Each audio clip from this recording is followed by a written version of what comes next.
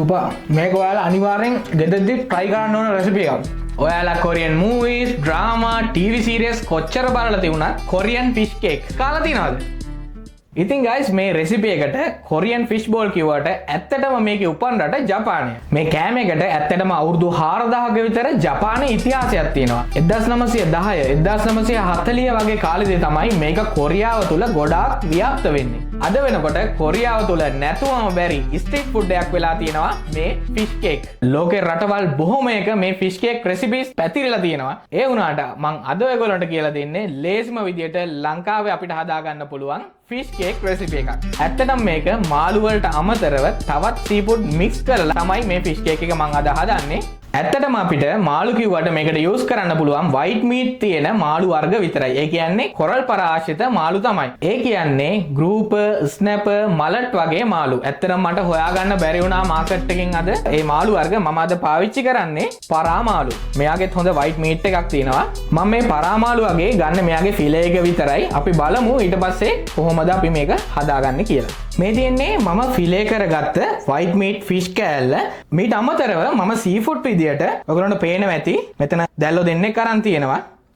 අමතරව සුද්ධ කරගත්ත prawns ග්‍රෑම් 250ක් විතර තියෙනවා. මෙතන දැල්ලෝ නම් තියෙනවා ග්‍රෑම් 150ක් විතර. මම fish use කරනවා ග්‍රෑම් 500ක්. දැන් මම පෙන්නන්නම් basically මේ fish cake එකේ paste එක හදාගන්නේ කොහොමද කියලා. අපිට ඒකට ingredients ටිකක් වන්න වෙනවා. අපි මුලින්ම අපේ seafood ටික food processor එක ඇතුළට දාගමු. මුලින්ම අපි fish ටික මේ වගේ එකතු කරගන්නවා. ඊට පස්සේ අපි මේ විදිහට දැල්ලෝ දෙන්නත් එකතු කරගත්තා. සුද්ධ කරගත්තු ඉස්සොත් මේ විදිහට එකතු කරගන්නවා. සුදු ලුණු බි කිහිපයක්, ඒ වගේම ලුණු ගෙඩියක්. අපි එක බිත්තර කහ මදයකුයි සුදු මද දෙකකුයි මේකට එකතු කරගන්නවා. salt pepper ඒ වගේම අපි එකතු කරගන්නවා. sesame oil ටිකකුත් අපි එකතු කරගන්නවා. ඔයාලට කැමති නම් මේකට රාබු වලයකුත් එකතු කරගන්න පුළුවන්. මේකට මම දැන් දානවා corn starch. එහෙම නැත්නම් potato starch ඔයගොල්ලෝ use කරන්න පුළුවන්. එහෙමත් නැත්නම් අල ගෙඩියක් පොඩියට කපලා මේකේ blender ගන්නත් පුළුවන්. ඔයාලට කැමති නම් විතරක් මේ විදිහට lime ටිකකුත් එකතු කරගන්න පුළුවන්.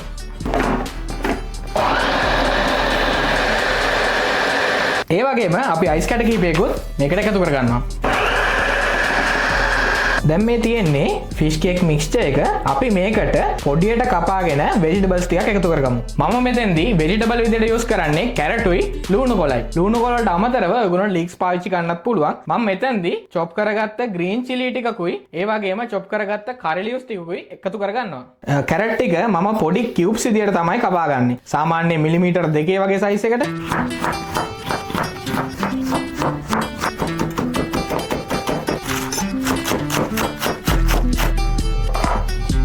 ඔන්න guys මේ තියෙන්නේ අපි හදාගත්ත fish paste එක.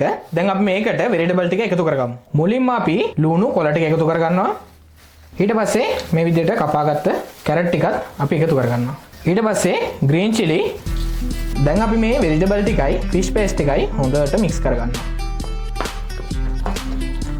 සාමාන්‍යයෙන් කොරියාවේ නම් street food කනකොට මෙච්චර vegetable හම්බෙන්නේ නැහැ. චුට්ටයි තමයි දෙන්නේ. ඒගොල්ලෝ focus කරන්නේ වැඩියෙන්ම seafood වලට.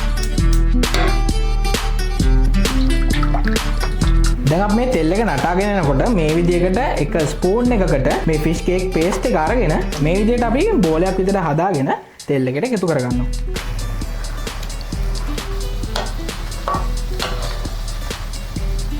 මේ තියෙන්නේ අපි deep fry කරගත්ත fish balls. මේක මේ විදිහට deep fry කරලාත් ගන්න පුළුවන්. එහෙම නැත්නම් මේක comfry කරලා ඒ කියන්නේ බිස්කට් කුඩු සවරලා අපිට deep fry කරන්න පුළුවන්. ගොඩක් අය මේක හදනවා තැටි එක layout කරලා oven කරලා ඊට පස්සේ deep fry කරනවා. ලෝකේ ගොඩක් මිනිස්සු fish cake ගන්නේ street food එකක් නැත්නම් පොඩි snack එකක් විදිහට. ඒ වගේම තවත් රටවල් වල මේකම ගන්නවා soup වලට. මේ බලන්න fish cake එක ඇතුලේ කොච්චර softද, කොච්චර ලස්සනයිද, කොච්චර රස පාටයිද කියලා. ඊට පස්සේ මම මේ fish cake balls ටික මේ වගේ barbecue stick එකක මේ විදිහට ගහ ගන්නවා.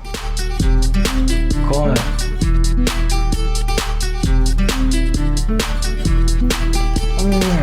සුපර්. මේක ඔයාලා අනිවාර්යෙන් ගෙදරදී try කරන්න ඕන රෙසිපි එකක්.